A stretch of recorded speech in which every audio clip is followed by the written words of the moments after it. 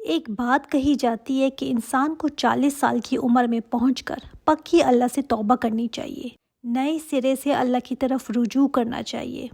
حضرت مسروق رحمۃ اللہ سے پوچھا گیا کہ انسان کب اپنے گناہوں پر پکڑا جاتا ہے، تو کہا جب تو 40 سال کا ہو جائے تو اپنے بچاؤ کی تیاری کر لے اب، یعنی اس وقت بھی اگر آ کر انسان سیدھا نہیں ہوا نا تو کب ہوگا پھر۔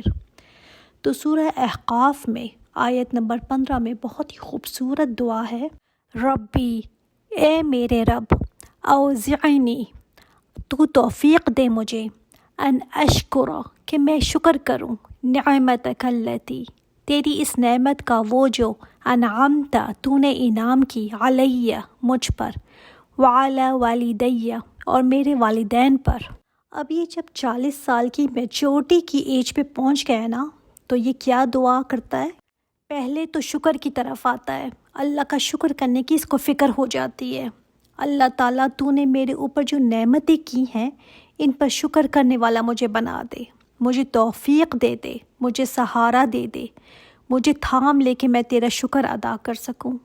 شکر بھی انسان نا خود سے نہیں ادا کر سکتا، اللہ کی توفیق نہ ہو تو پھر اللہ پر بھروسہ کر رہا ہے کہ اللہ تو مجھے توفیق دے۔ اللہ کا حق سب سے پہلے پہچانتا ہے اپنے اوپر، جو احسانات ہیں نا اس کو احساس ہوتا ہے، اور پھر والدین کے اوپر جو احسانات ہیں، کیوں والدین کا شکریہ کیوں ادا کر رہا ہے؟ اس لیے کہ ہمارے والدین کو کچھ ملتا ہے نا تو ہمیں ہی اس کا فائدہ پہنچتا ہے۔ اگر ہمارے والدین کو عزت ملی ہے تو وہ نیک نامی اولاد کو بھی ٹرانسفر ہوتی ہے۔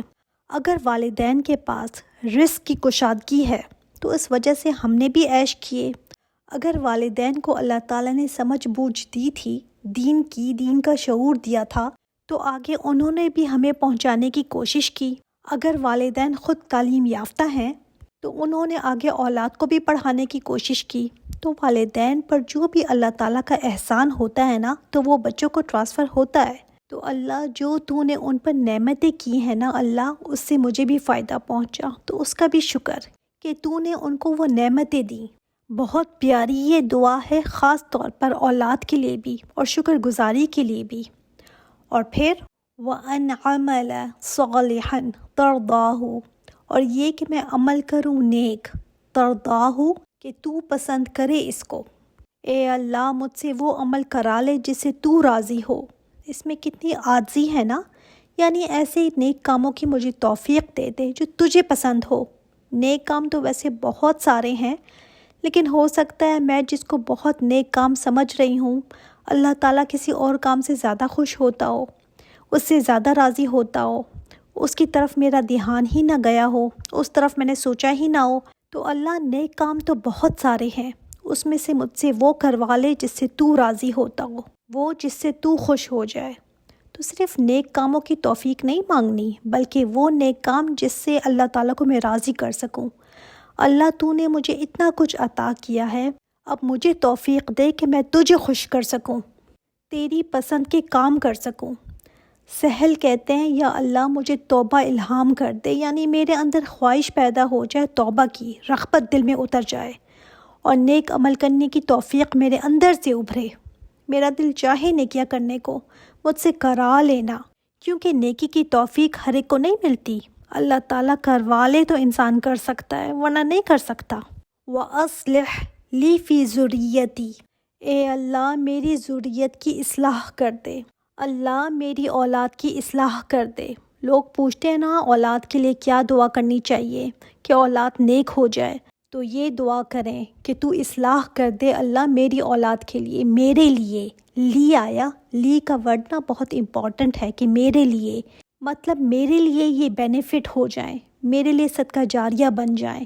وَأَصْلِحْ فِي ذُرِّيَّتِي بھی ہو سکتا تھا کہ اصلاح کر دے میری اولاد کی، میرے لیے آیا، میرے لیے کر دے کہ میرے لیے یہ فائدہ مند ہو جائیں، میرے لیے یہ صدقہ جاریہ بن جائیں۔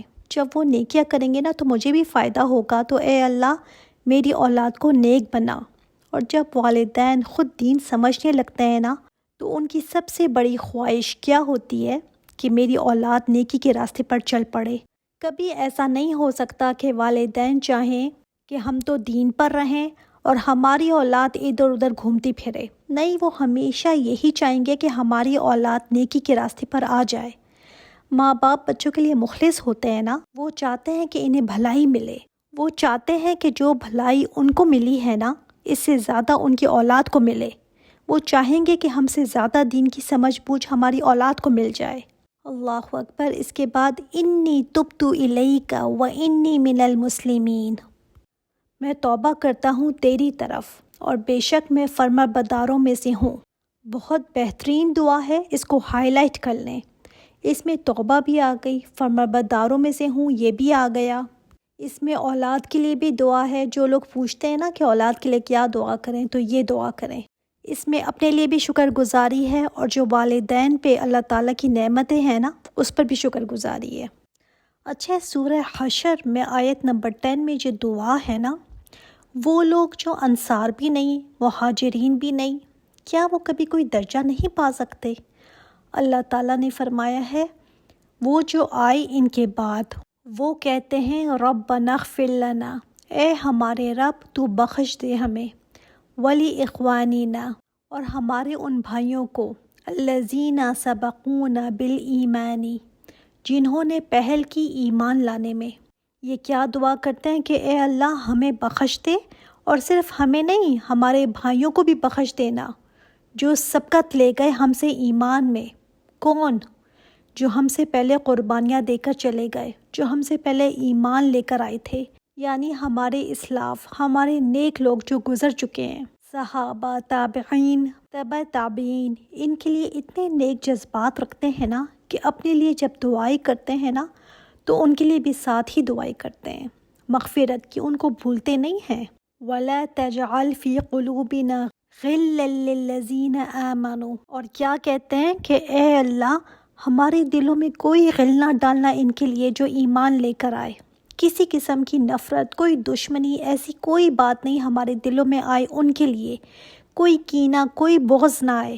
صحابہ کرام وغیرہ ان کے لیے کوئی ایسی بات ہمارے دلوں میں نہ آئے، اور اللہ ان کی بخشش کر دینا جو ہمارے بھائی ہیں، اللہ یہ ہمارے بھائی ہیں ان کی بھی بخشش کرا دینا۔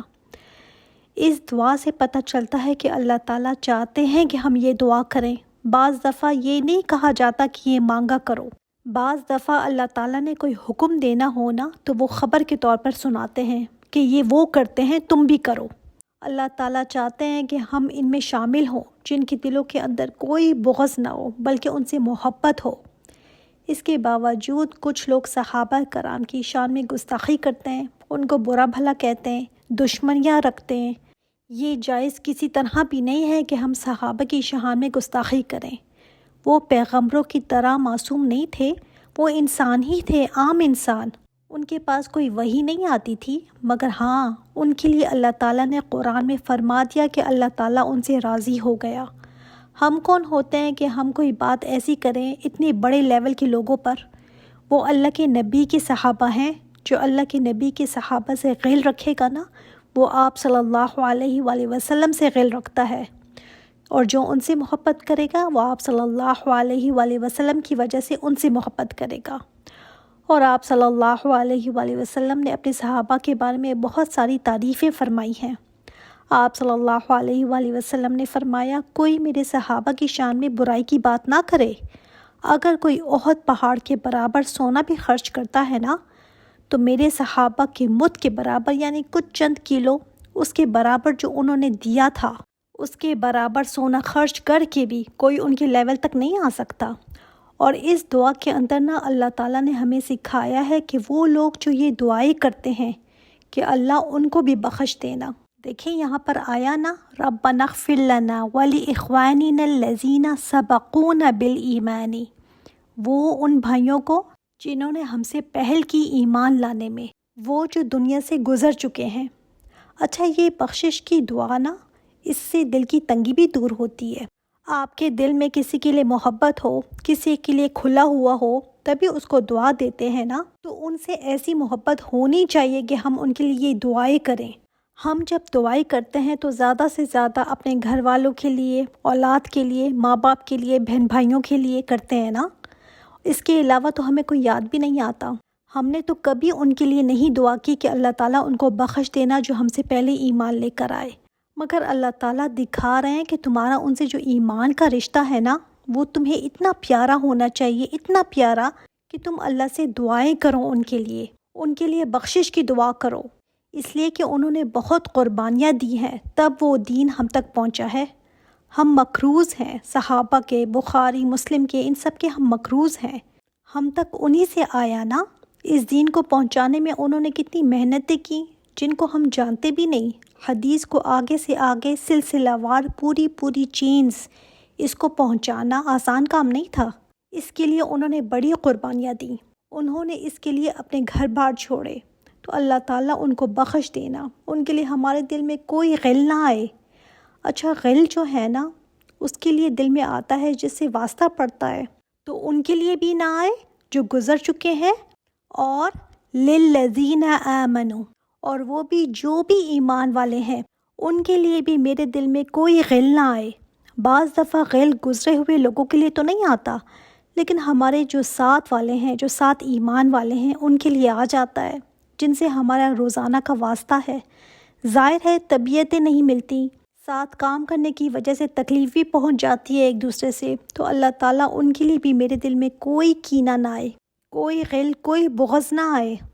اگر کوئی غل آ جائے تو دعا کرنی ہے کہ اللہ اس کو نکال دے۔ میں اپنے کسی بھی مسلمان بہن بھائی کے لیے غل نہ رکھوں، کسی کے لیے کوئی حسد کینہ نہ رکھوں، کسی کو کوئی بھلائی اگر مل جائے تو اس پر مجھے بے چینی نہ ہونے لگے، میرا دل صاف ہو جائے، پچھلوں کے لیے بھی اور جو میرے ساتھ ایمان والے ہیں ان کے لیے بھی۔ تو یہ دعا دل کو صاف رکھنے والی ہے۔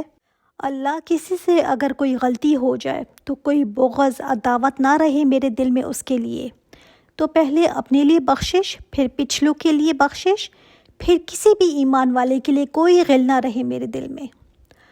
ربنا انک رؤوف الرحیم، اے میرے رب بے شک تو بہت شفقت کرنے والا، نہایت رحم کرنے والا ہے، تو بڑا مہربان ہے۔ اللہ تو یہ اپنی مہربانی کر دے کہ میرے دل سے یہ ساری باتیں نکل جائیں جو غل کی ہیں، جو نفرت کی ہیں۔ زیادہ سے زیادہ یہ دعا ہمیں کرنی ہے، اور صرف دعا نہیں، اس پر محنت بھی کرنی پڑے گی، کیونکہ دل کو صاف کرنا نا مشکل کام ہے۔ ایسا نہیں کہ بس ایک دفعہ صاف کر لیا تو صاف ہی رہے گا، نہیں، کوئی پھر بات ہو جائے گی، پھر کوئی کسی کے لیے دل میں کچھ پیدا ہوگا، کوئی بغض، نفرت، کینہ پیدا ہوگا، تو اس کو نا تھرو آؤٹ کلینز کرنے کی ضرورت پڑتی ہے۔ تو اس رمضان میں ہم کوشش بھی کریں گے اور ساتھ ساتھ دعا بھی کریں گے۔